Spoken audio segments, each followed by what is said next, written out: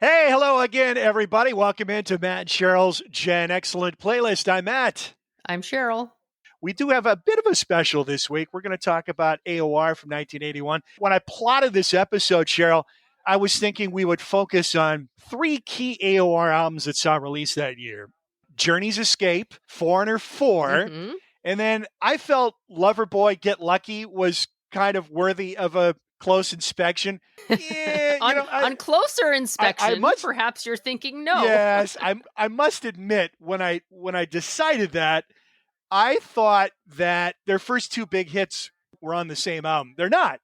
I thought Turn Me Loose was on the 1981 album Get Lucky. That actually came out on their debut album, Yeah. self-titled, from 1980. Yeah, that song and The Kid Is Hot Tonight. Yeah, not a really good track. So those are both on their first album. Working for the Weekend is the iconic track on Get Lucky. Of course, the album cover is iconic as well. Yes, it is. We'll talk about that. But yeah, so, on closer inspection, it's not to the level of Foreigner and Journey. And you've got a few others you wanted to talk about too. We'll get to that. But actually, I will say that Loverboy was one of my favorite albums of that time, and I do lump it in with Foreigner 4 and Journey Escape. So the junior high going into teenage Sheryl was down with Loverboy, not so much the middle-aged Sheryl. It's a different listening experience in that sense versus now. It's so easy to skip through songs where, when you were listening exclusively to records or cassettes for that matter. Back then it was like I didn't want to deal with picking up the needle or fast forwarding, so Right. Like I would power through songs. Now I'm just like, man, I'll skip through them. Well, speaking of powering through, we have not yet announced our album picks for the year. You've had yours singled out for quite a while now. I think I'm closer to having mine, but we're still powering through a lot of 1981 albums and seeing what we like and what we don't like. What has caught your ear in these last couple of weeks going through 1981? Most of it is stuff that I didn't know at the time. I really like Roger Taylor's solo album from 1981. He was the drummer in Queen. And, he actually did write and sing songs on pretty much every Queen album. He'd have one song. He was kind of like the George Harrison or John Entwistle of that band. Wasn't there a Roger Taylor in Duran Duran, too? Yes, that's also the name of the drummer in Duran Duran. Right. There were three Taylors, right? There were three Taylors in Duran Duran, none of them related. One of them was Roger Taylor, and he was the none drummer. of them were related? I thought two of them were brothers, and then one was... Oh, interesting. No, none of them are related. But Roger Taylor is also the name of the drummer in Queen. And he was a songwriter, a singer in his own right. Like I said, he always had like one song, maybe two songs on a Queen album that he would not always sing, but oftentimes he would. And so he had a solo album out in 1981 called Fun in Space that I really like. He was definitely more of a rocker. His songs are more like straightforward rock. Right. I'm in Love with My Car. Wasn't that his? Yes, Right, that was yeah. his. Yep. This album is definitely more in that vein, but I think it's really cool. I like it. I think it's a fun departure from what Queen was doing at that time, which was much different. I mean, Hot Space came out in 82, but they were recording it in 81, and Under Pressure, the single from that album, came out in 81. And that album is just like all over the place. It's disco. It's a lot of synth stuff. It's not a lot of rock songs on that album. So I think those two albums together, Roger Taylor then brings in more of that rock sound, and Queen is just doing all kinds of experimental stuff at that time. He also had The Loser in the End on Queen, too, which is my favorite Queen album. Just a good straight-ahead rock song. Mm-hmm.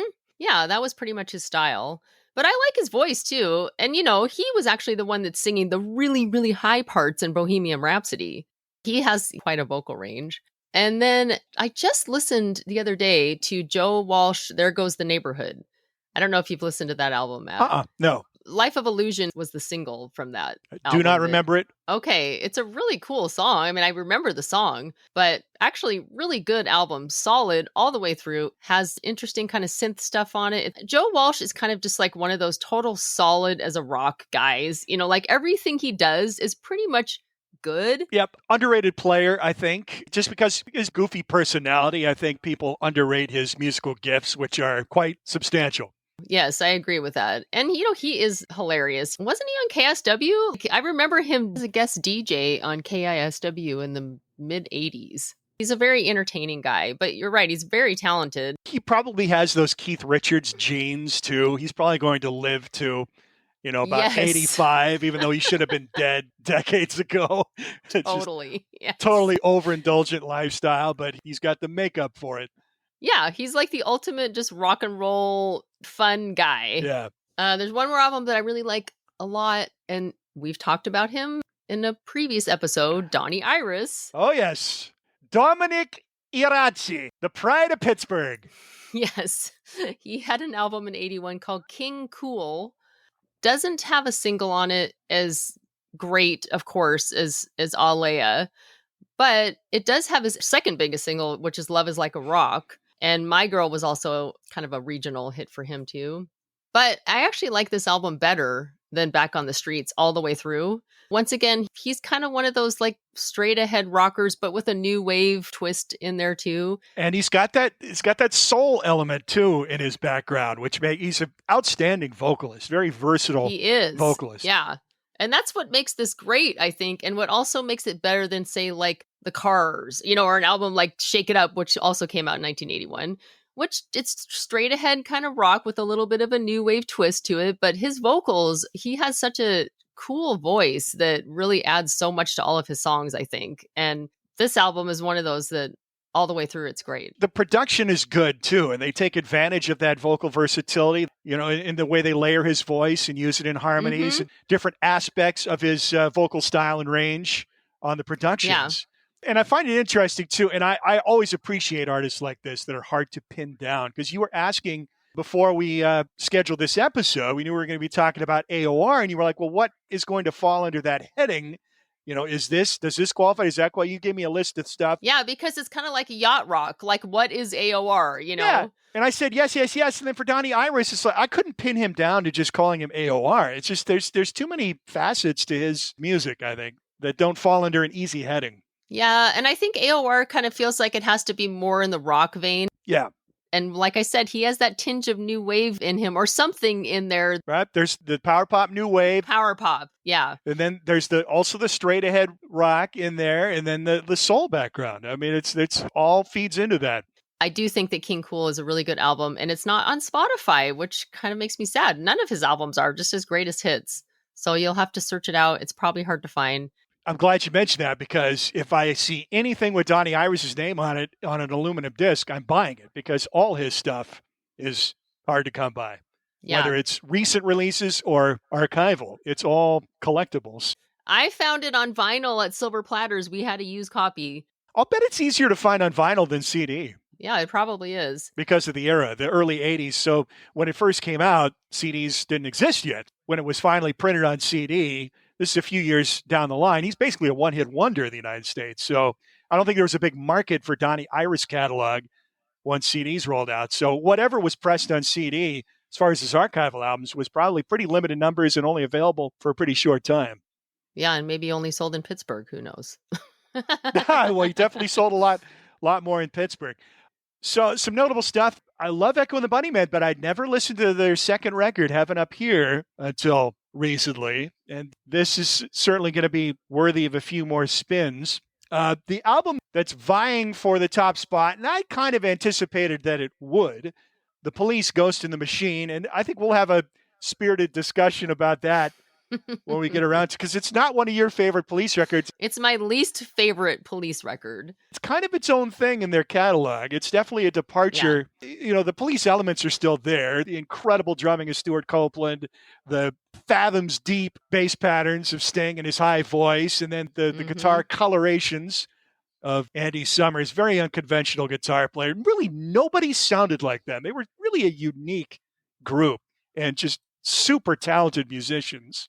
But they started to add other elements on Ghost in the Machine with keyboards and horns and, some more atmospheric type production. Yeah, the more atmospheric kind of, the vibe is so different on that album. And It's not that I don't like it. It's just in their catalog, it's my least favorite. Yeah, and it's that vibe that intrigues me, because the whole album, it just kind of has this similar vibe from start to finish. I mean, that they don't vary a whole lot from it. My problem with it is it's kind of boring. Yeah, but so that's my issue. I could see that argument being made, but it's very much a groove album, and I just get sucked into the grooves. Yeah, maybe I've just never been in its groove before. And the singles from it are two of my very favorite songs of theirs. Well, Every Little Thing She Does Is Magic may be my favorite Police song. Me too. That may actually be a selection for the playlist for me. Yeah. And then again, it's the keyboard. John Russell, who is probably best known for his keyboard work on Cat Stevens, a lot of his big hits, which are very keyboard heavy, piano heavy.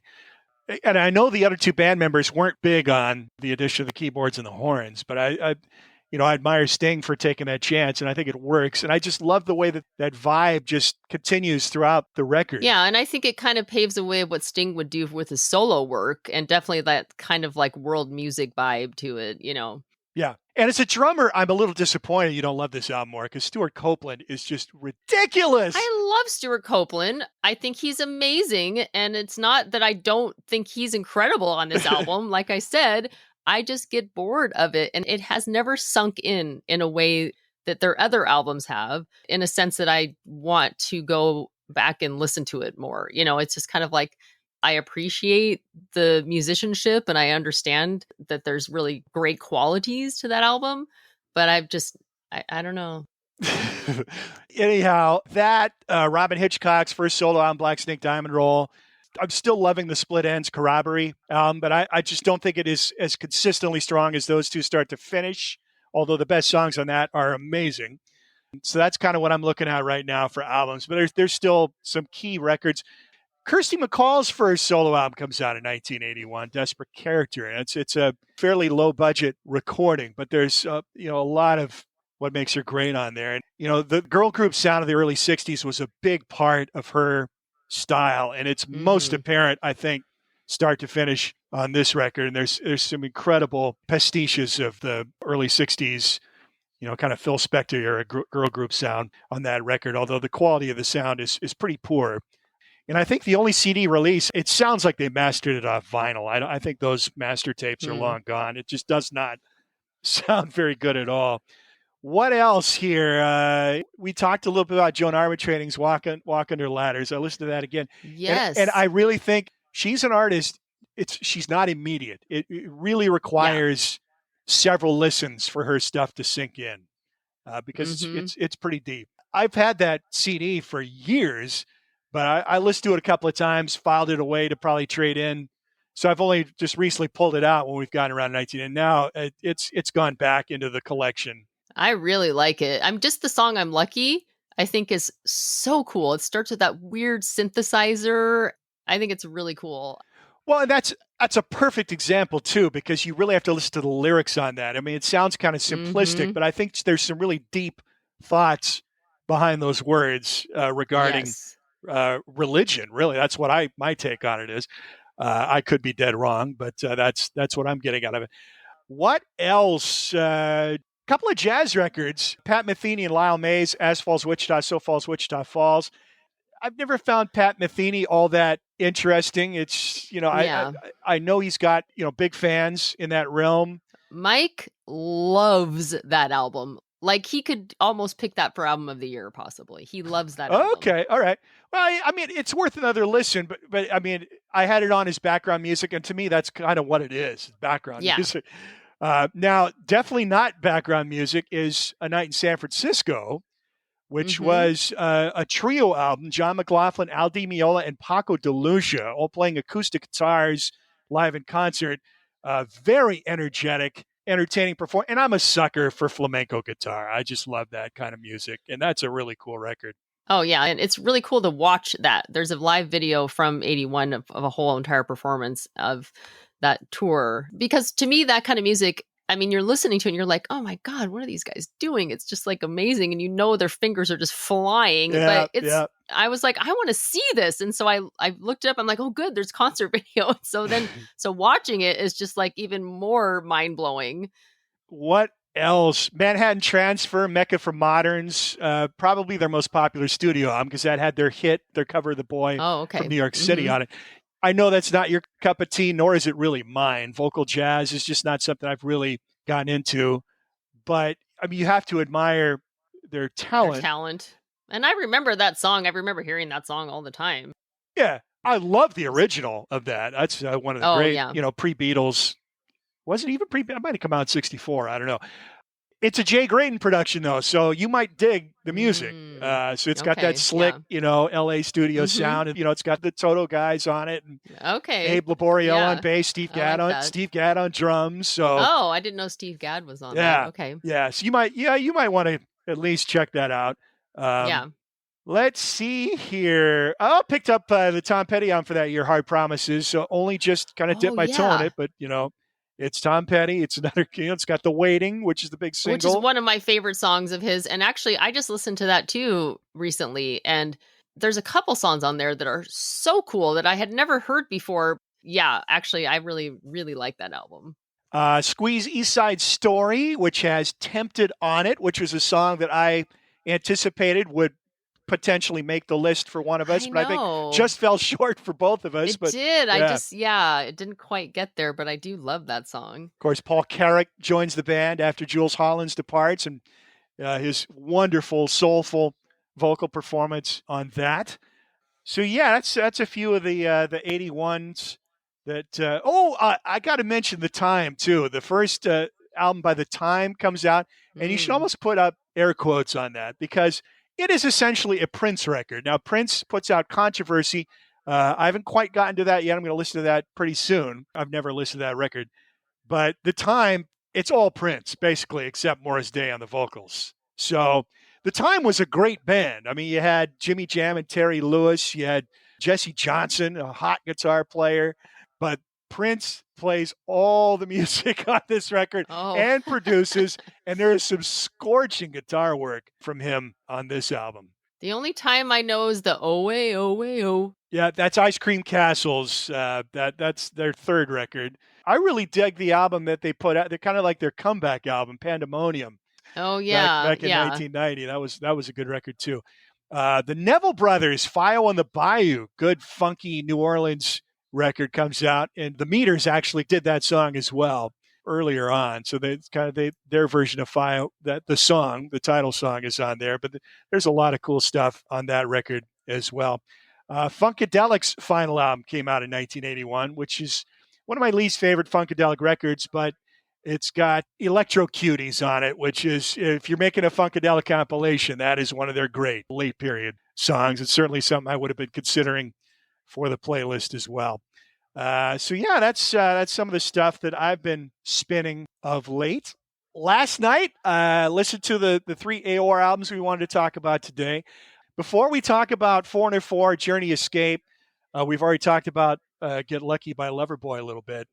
Got to talk about Van Halen's record that came out in 1981, Fair Warning. Oh yeah. So Van Halen, technically, yeah, they fall under the AOR tag, but they're in a league of their own. I think we would have both agree on that, would we not? Oh yeah, for sure. In fact, that's one of the things that this exercise has kind of shown me is that some bands that I would lump into that AOR are just leaps and bounds above Yeah. others, and Van Halen is definitely one of those. Yeah, no question. So Fair Warning, contemporarily, the only Van Halen song I probably even knew at this time was Dance the Night Away off their second album, Van Halen 2, which was a top 40 hit.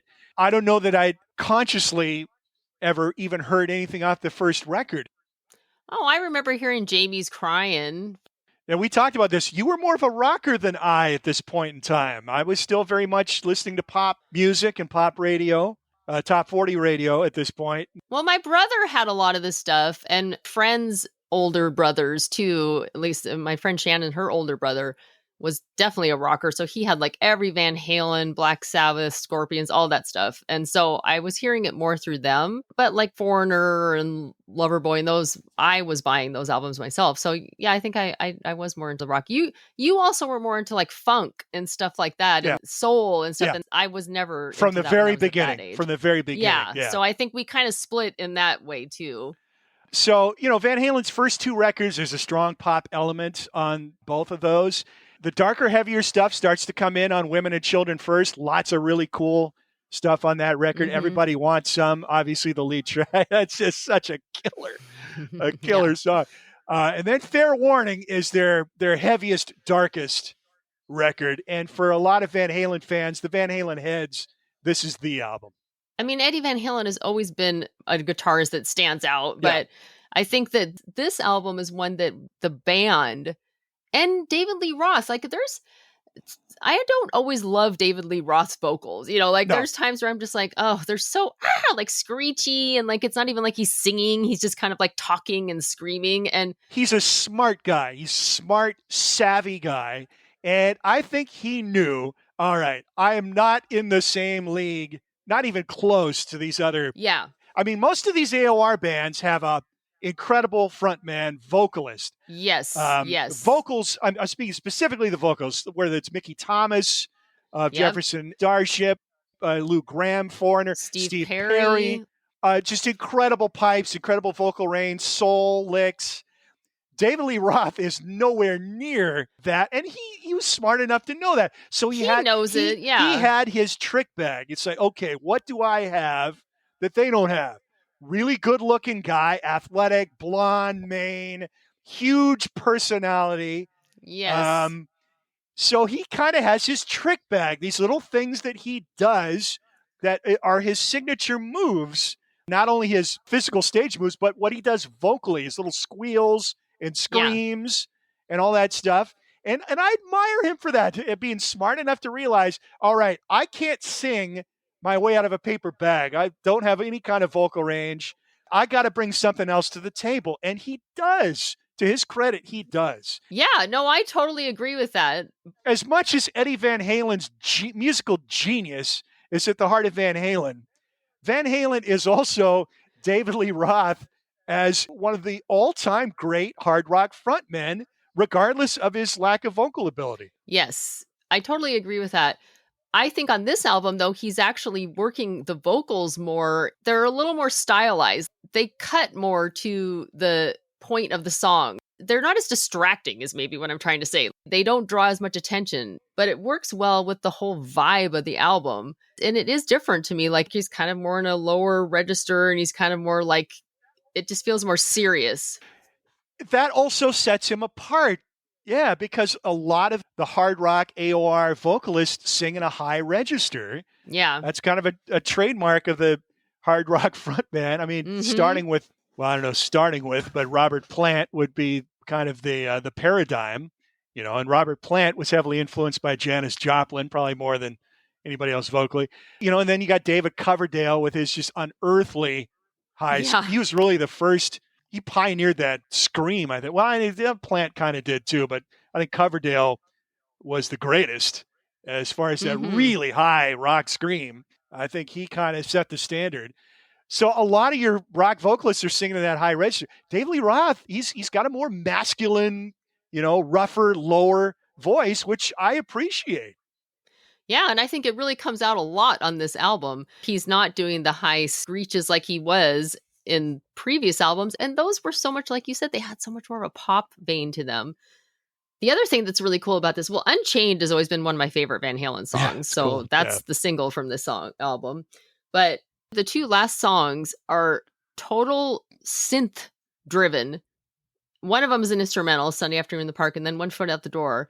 And it's just like really, really cool sounding. And I think it's interesting because, just a few years after this, when 1984 came out and the single Jump was totally, synth based, people were like, he's the greatest guitarist in the world. Right. And you've got synthesizers. Like they've been using synthesizers for years on their albums. And they kind of sneaked it in on Women and Children first. I mean, there's a sound I think a lot of people thought was guitar on the first track. The start of that album, it's a synthesizer. And I think he sneaked that past a lot of listeners. Well, there's no sneaking that past in this song because it's pure synth. I think it's very cool and interesting. I am really, really liking this album a lot. I've never listened to the whole thing. I only knew Unchained. Oh, and So This Is Love. I know that song. But I've listened to it several times now, and it's definitely one of my favorites. I've spun it a few times. I haven't really gotten past Unchained. So I basically listened to side one a few times and then into Unchained. Haven't really gotten past that because this album deserves more detailed, listening and evaluation. But I love Hear About It Later, which is the final track on side one. That's just a great, great track. Yeah. Yeah, no, they're in a league of their own as far as hard rock at this point. At least American hard rock bands. You know, Led Zeppelin is now no more in 1981 with the death of John Bonham. AC/DC shot their shot with Back in Black, Back in obviously Black. mega. But I don't think they've done anything since then that's even close, really, or at least consistently good from start to finish. No. You know, again, that's me talking without closely listening to all the albums, but I think most people would Well, agree. they had an album that came out this year for those about to rock, we salute you. And there's that song I know, but I actually Yeah. did listen to that and I was like, I meh. don't think it's as good as anything on Back in Black. Oh, no, Yeah. no, not even The close. best song on that record doesn't match anything on Back in Black. So that's my take. Sorry, AC/DC fans, but Agreed. But yeah, so Van Halen, it's an interesting diversion where they go from party rock band with this incredible hot guitarist, this appealing frontman, and a lot of pop element in their first couple of records. And I think that's David Lee Roth. He was really pushing them in a more commercial direction. Then Eddie kind of pulled in the reins. He wanted to go in a more deeper, artistic, darker direction with these two records. And then you go back with 1984, where MTV is now on the scene.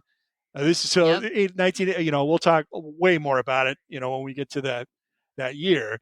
But now all of Van Halen's attributes are there for all to see, and huge commercial explosion with number one hits rather than a couple of singles that scraped the top 40, which is what had happened with those first two records.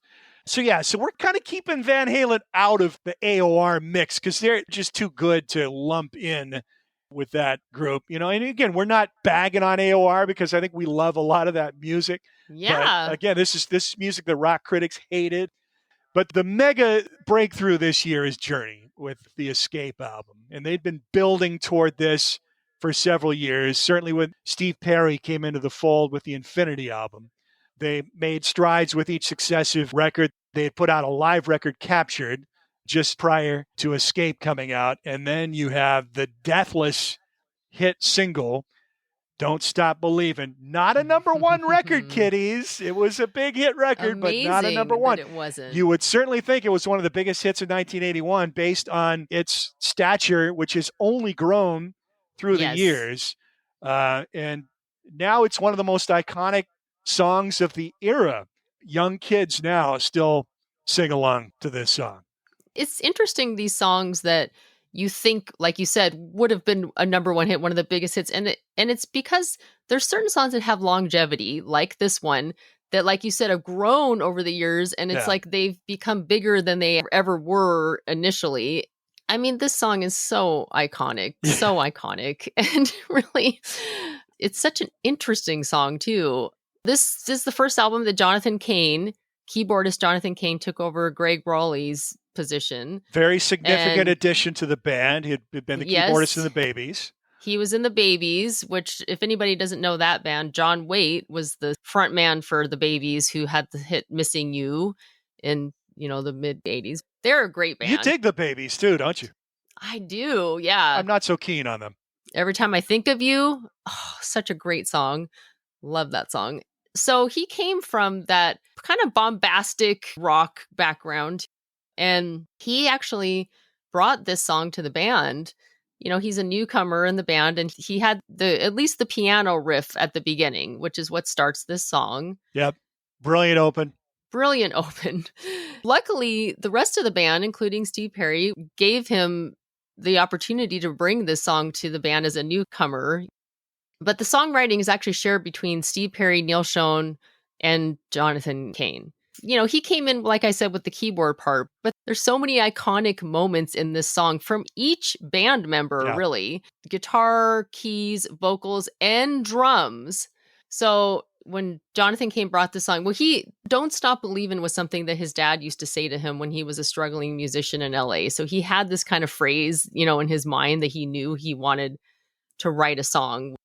So he brought the song to the band and they developed it together. And like I said, it's an odd song because it starts out with that intro on the piano. Then Steve Perry's voice comes in and everybody, of course, is going to sing along with this too. Because everybody does. Anytime this song is on, everyone sings along with it. Then you got a little instrumental break, which, okay. Oh God, that is so amazing. It's Neil Schon. It's just Neil Schon, incredible. that little just, like how it starts and then it builds and then it builds And and then then, da oh my da. God, that's just one of Yes. the all-time It's like electric guitar. orgasmic, Yeah, Yeah. absolutely. Yeah, that's the perfect description. That alone is enough to give Neil Schon songwriting credits. It's just one of the most iconic pieces of guitar work. Yeah, I think he's undervalued as a guitar hero too. I mean, because Journey was so popular in a pop vein, there was a pop element. So I don't think he gets the same kind of credit for his chops that a lot of the hard rock metal guys do. Yeah, I agree. But you go back, and I know we've mentioned this before. He was like, what, 16, 17 years old playing on Santana 3? And Yes. if you are a guitar fan and you don't know I love Santana Santana 3. It's 3, their best album. most people gravitate to the first two Santana records. Santana 3, for me, is definitely in the top 10 greatest guitar albums of all time. Yes. Yeah. Yes. I love that album. Their best album. Greg Rowley and Neil Schon were in Santana at that time and later went on to start Journey. So yeah, I agree. I think that he's just kind of one of those under the radar guitarists, but he is incredible. And just that moment alone, I think puts him into a category that is above and beyond so many other guitarists. And that's where you get into, not to sidetrack here, but part of the reason we don't lump Van Halen in, or we don't lump, say, AC/DC in with these bands. And the big knock from the music critics, faceless. And it's somewhat true. Now, most people would recognize Steve Perry if you pass him on the street.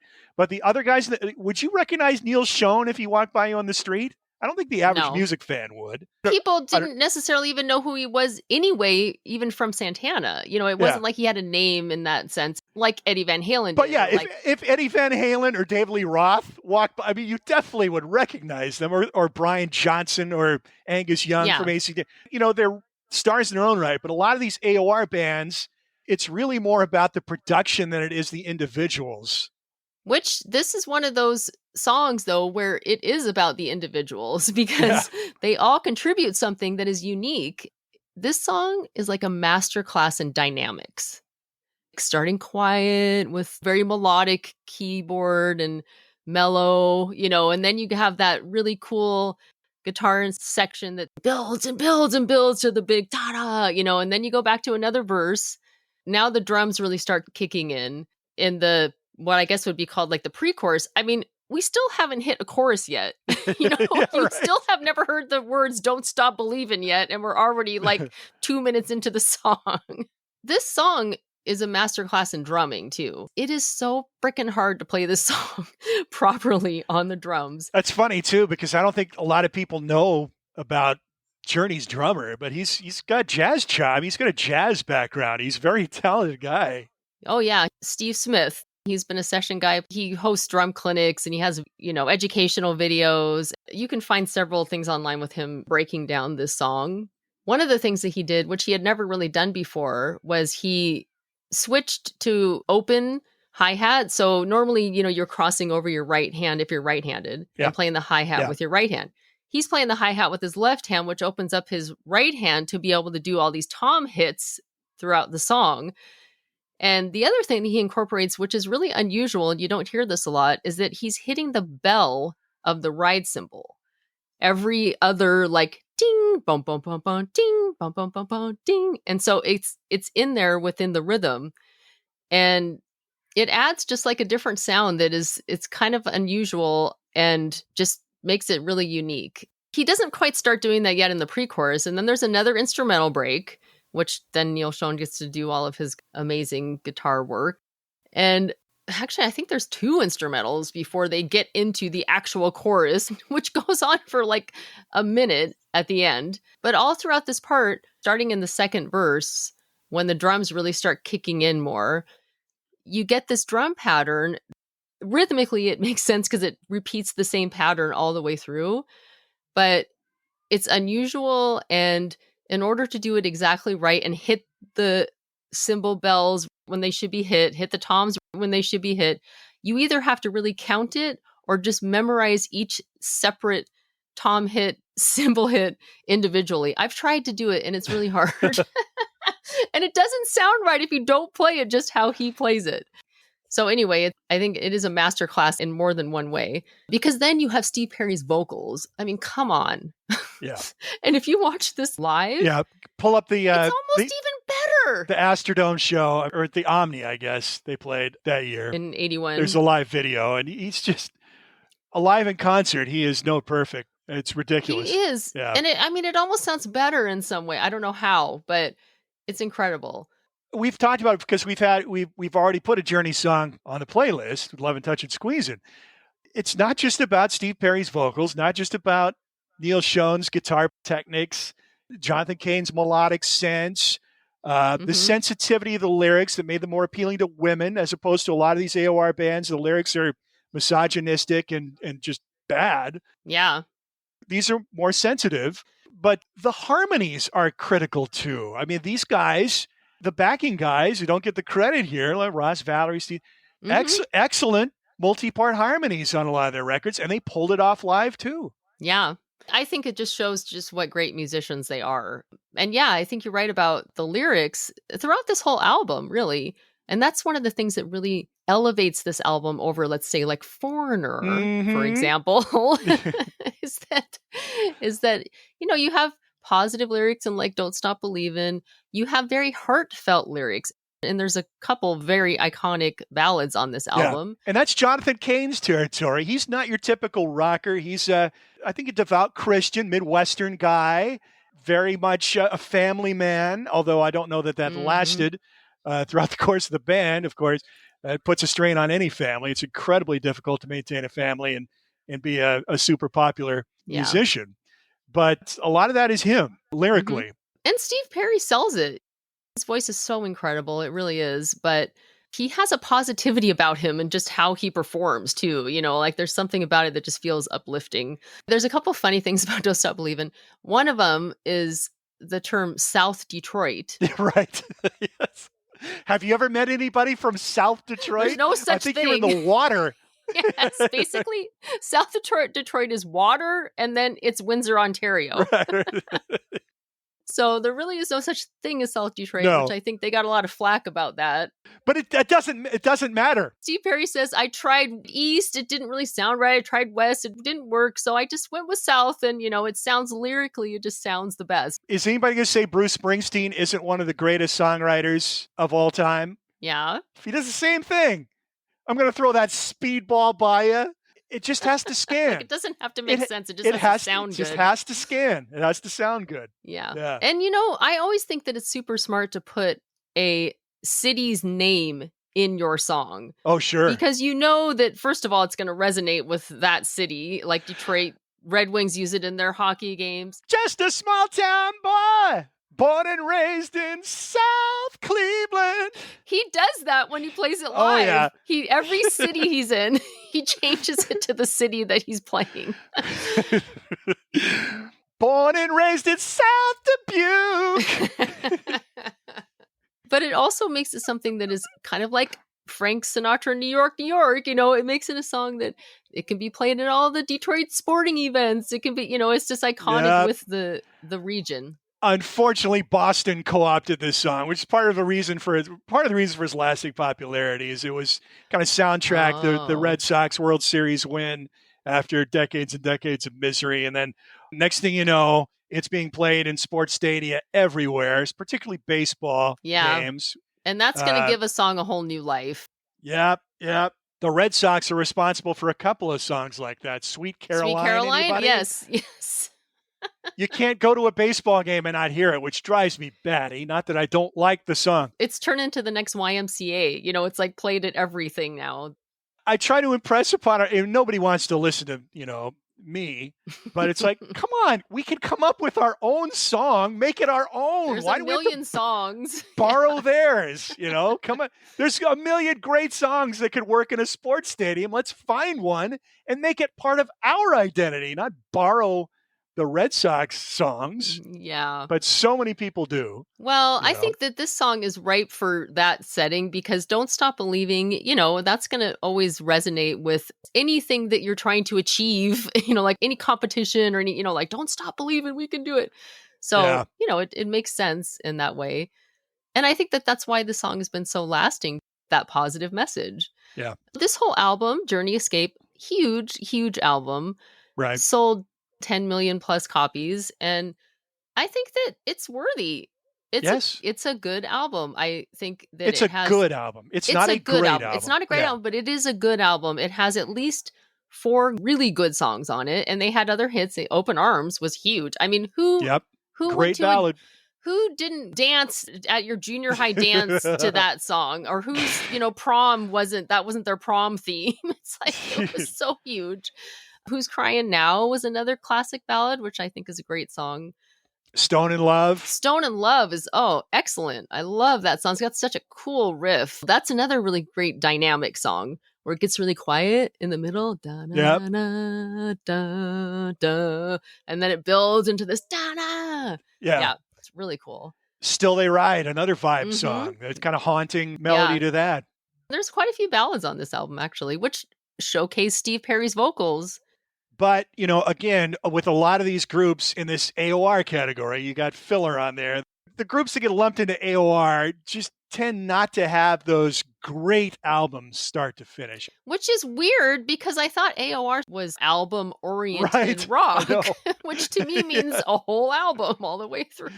A lot of them have forgettable tracks. I think Boston is an exception with their first record. That's great start to finish. Again, we've separated Van Halen. But yeah, a lot of other good stuff on this record. And it took Journey from arenas to stadia. Yeah. And, again, listening to the 3 that we wanted to talk about, I think Escape, much better record, obviously, than Get Lucky. But also it trumps Foreigner 4 for the reasons you mentioned. But Foreigner 4, killer singles. Yes. Boom, boom, boom. 1, 2, 3. And before we talk about that, Don't Stop Believin'. How was that not the lead single from Escape? They released Who's Crying Now was the lead single? No, Don't Stop Believin' was the second single? No. Who made that decision? So Foreigner 4, these songs sounded great on the radio back in 1981. In particular, for me, was a ballad every bit as good, maybe better than any of Journey's great ballads, which is Waiting for a Girl Like You. And I didn't know until we were researching 1981 for this episode, those great synth parts on this and sounds played by none other than Thomas Dolby. Who knew? I would have never guessed. No. Although Dolby. He did do a lot of session work at this time, but that is surprising. Yeah, and it makes the record. It really does. Foreigner, obviously, it's Lou Graham's voice primarily. He's great vocalist. Foreigner had been more in a hard rock vein. This is the first time they really went for a soft ballad, and they hit it out of the park with this one. Mm-hmm. Agreed. I think that it is definitely one of the best ballads of the 80s. This is one of the first albums I really remember wanting and getting in the era. I really wanted this album. Yeah, I wasn't really buying albums yet. I had my Blondie record, and that, I think I had a couple of Chuck Mangione albums. So did Mike. Oh God, I loved Chuck Mangione. Yeah. But for me, it was still, I was buying 45 singles, and I still have my copy of Waiting for a Girl Like You. Okay. Yeah. No, this is one of the first albums that I bought. And actually, they released 7 singles from not all of them in the U.S., 4 in the U.S. Urgent was the lead single, and great song, great saxophone part from Junior Walker, the Motown musician. Have you ever seen the video for this song? I probably have, but if I did, it was a billion years ago. I don't have any memory of it. It's really bad, but the thing that I find so humorous about it is that, and odd, it looks like a live on TV performance, but they're obviously lip syncing. The drummer, for some reason, he's positioned in the front. In the front of Lou Graham, everyone. It's like the drummer and then everyone behind him. I was like, who does that? No drummer ever sets up that way. And the really strange thing about this is that this song is the most boring drum song ever. It has no fills. There are literally like no fills in this song. So, okay, sure. Maybe set the drummer up. Maybe Steve Smith, I would do that for Don't Stop Believin' because it's so interesting to watch him play this song. But this is the most boring drum performance ever. So how did he get front center stage on this video? Anyway, yeah, I think Urgent is a classic. It's a great song. The sax solo is really what makes that song. And then you have Jukebox Hero. Yeah, that are Deathless classic. Yeah. This was probably my favorite song of this entire year. Oh, okay. I loved this song so much. Why didn't I pick it? I didn't pick it for the playlist for some reason. Hey, you could always go back and make changes. That's true. And I still have some songs. And we have yet to make an edit for previous years. I've left that open the whole time, and I know we're going to do it eventually, but we have yet to go back and make a change from a previous That's true. year. Well, I might have to do it with this one. So this is another great dynamics song, too, where it feels like you're in the fog or like this dark night and with the synths coming in. And then you've got that one guitar. And it's like, boom. Slung way down low. Boom. Yeah. Oh, yeah. I mean, that is just so iconic. I love this song. This is where Mutt Lange makes his presence felt, too, with the background vocals, certainly. Jukebox Hero got stars in his eyes. That is Mutt Lange, right? And I'm sure his voice is one of those backing vocals, too, because he has to put his voice on everything he touches. But yeah, this is Mutt Lange. Is ascent to legend really begins with AC/DC, the two AC, Highway to Hell and Back in Black. And then this record, and then a couple years later with Def Leppard, he hits the stratosphere with Pyromania. Yeah. And Def Leppard had an album out in 1981 too, and Bringing on the Heartbreak was the hit from that album. Great song. Didn't he produce that one too? Yeah, I think so. Was that Mutt Lange? Yeah, I think so. Yeah, I wouldn't have heard that in 81. I wouldn't have heard that till later. We'll talk Pyromania here, certainly. Come 1983. Sure. Also, Mutt Lange, the Back in Black album that we talked about so much in the 1980 episode where we did heavy metal, hard rock, very natural sounding. Just a great sounding record, but very in the room feel to that. But he would change significantly with a couple of years, and then his productions would be the least live sound. Yes. And once you get to Pyromania, there is nothing whatsoever about that record that sounds like you're live in the room. It is totally a studio creation. Yeah. So he's starting to transition to that here with this Foreigner record and developing what would become his signature style. But yeah, the three singles on this are killer. But again, the rest of the record just doesn't really quite make it. No. Their lyrics are still, kind of dopey and misogynistic. Although I do like the way the record ends, kind of in a more of a power pop vein with Girl on the Moon and Don't Let Go. Musically, I like both those songs. It's a different vibe from the rest of the record. But again, lyrically, they just kind of fall short. Yeah, this one doesn't cut it for the album tracks. It does have some interesting synthesizer in it, which now I'm realizing if Thomas Dolby actually was doing synths on this whole album, there are quite a few songs that are kind of synth heavy, which I think is different than some of the other AOR bands that really weren't relying on synthesizers as much.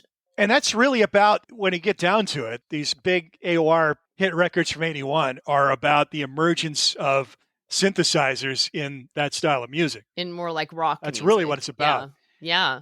Certainly the Loverboy record. I mean, the keyboards are what really mark them out, I think. And again, strong lead vocalist with Mike Reno. Paul Dean, certainly a quality guitar player. But again, the Get Lucky album starts off with a bang with Working for the Weekend. And it maintains a little momentum after that, but it really falls off the cliff the first song that Mike Reno doesn't sing on, because Paul Dean is not a good singer. And you have to have top-notch vocals in these. Yeah. I mean, that's what makes these albums great. Yeah, the song Emotional is a turd. He is not a good singer, and it doesn't sound very good either. But again, the Loverboy stuff, you got a producer who is making his name, Bruce Fairbairn, who had become huge with Bon Jovi in a few years. And the Aerosmith Resurgent albums, he's on the board for those too. And Bob Rock is the engineer who would produce, Metallica's Black Album and Motley Crue, Dr. Feelgood. So two big-time producers who haven't made their name yet, but really this was their breakthrough with Loverboy's first 2 records and the sound they got. And again, the keyboards have a lot to do with that. Yeah, I really like When It's Over. That's very keyboard heavy, although it's kind of a clone of Turn Me Loose from their first album. Which was an incredible production that just jumped out of the speakers when you first heard that on the radio back in 1980. But again, I thought it was on the same record. Would have made a lot better record had they had Turn Me Loose on there too, or at least one really strong album side. Yeah, there's really not much else on this. Lucky Ones, I remember liking that song at the time, and it's not bad. But for the most part, it's really forgettable. You know, the rest of the album tracks. Probably one of the most memorable things about this album is the cover. And actually the video. Very iconic cover, yeah. The video for Working for the Weekend. Mike Reno's wearing the red leather pants. And at the very beginning, they show a close-up of the shot with his crossed fingers over his butt. And that's the album cover, and they pan back. That's not his tuchus on the album cover, although it is the daughter of the photographer, as it turns out, 13-year-old girl. Okay. Well, there's a story behind it. They found these pants, and nobody could fit in them. Oh. And she saw them, was like, oh, those are cool. Can I try those on? Oh, they fit nice. And it's like, oh, come here. We could use you. Well, they found a bigger size of those pants and let Mike Reno wear them in the video. Boy, his look sure didn't wear well, did it? Oh, no. I was noticing that recently. The headband and oh, God. And they still tour, you know, they're still doing it in like casinos and, you know, smaller venues. Oh, he's a legit vocalist, no question. Yeah, he's really good. Yeah. Yeah, he is. But again, the songs aren't there. The lyrics are crap. And yeah. Yeah, for sure. And then the lyrics are even maybe worse than Foreigners in some ways. Right. Those are the records we want to focus on. But I had no idea you are a big Billy Squier fan from way back. Billy Squier. Oh, well, particularly Emotions in Motion. I mean, that album was like huge for me. I loved that album when it came out. But Don't Say No came out in 81. This is a great album. I think if you lump this in with the other 3 that we've been talking about, it's possibly even better than Escape. I think that the album tracks are better. And there's 4 just incredible songs on this album. In the Dark, The Stroke, My Kind of Lover, and Lonely as the Night. So I thought all those were singles. Lonely as the Night is just an album track. That just blew my mind. Which is actually probably my favorite of all of those. Yeah, yes. It might be mine too. And what I like about these songs is that they all are different. They have different styles to them. In the Dark is just kind of like a more straightforward rock song. The Stroke has that cool vroom, you know, drum beat in it. And that was huge in my junior high, I could tell you that. Yes. And I love his vocals. I think he's an incredible vocalist. He has to try harder, though. Like, he's not a natural Steve Perry soaring vocals. He's having to work it more. But I think he pulls it off. He's a craftsman. Yeah.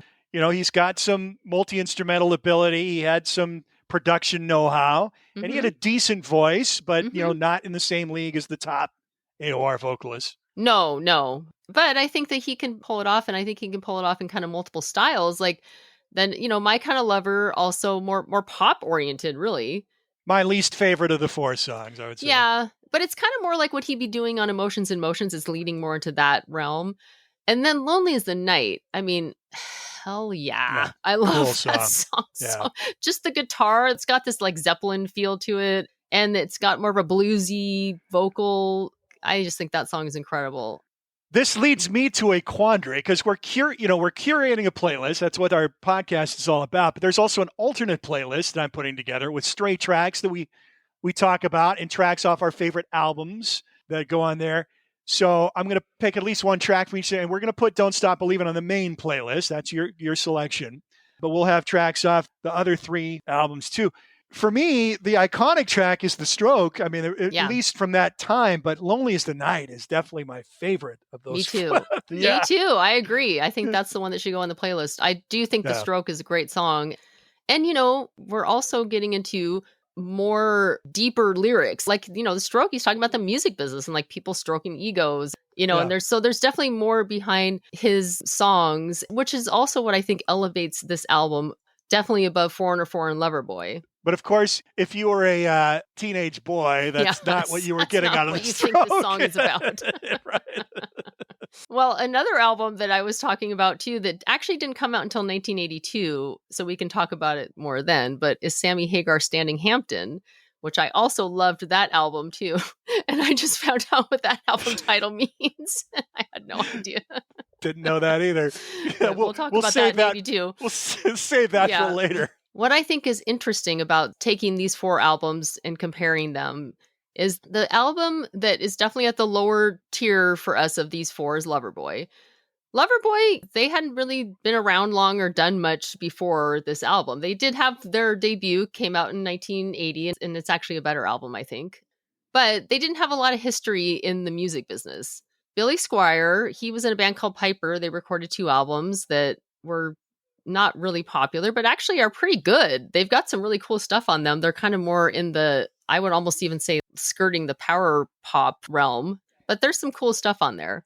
Then you have Foreigner, which was actually started by Mick Jones, who was one of the founding members of Spooky Tooth with Gary Wright, and Ian McDonald from King Crimson, started King Crimson, was on the iconic first King Crimson album.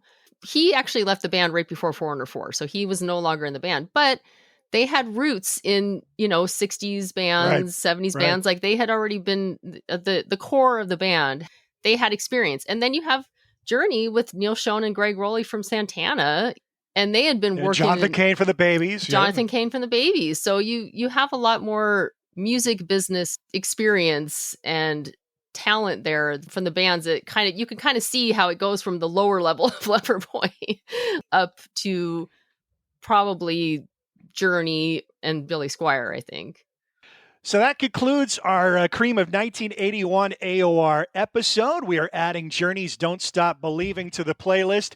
That's a load off my mind. I was like really struggling that we weren't going to have that song. Yeah, that would have been a major oversight, really. Yes, it's one of those that just picked itself. It had to be there, but it's certainly deserving. And it's not like you and I don't both love that song. It's just there's so many great songs that are going to get left off this year. We also talked about Foreigner's 4 album, the 3 great singles off that, Urgent, Waiting for a Girl Like You, and Jukebox Hero.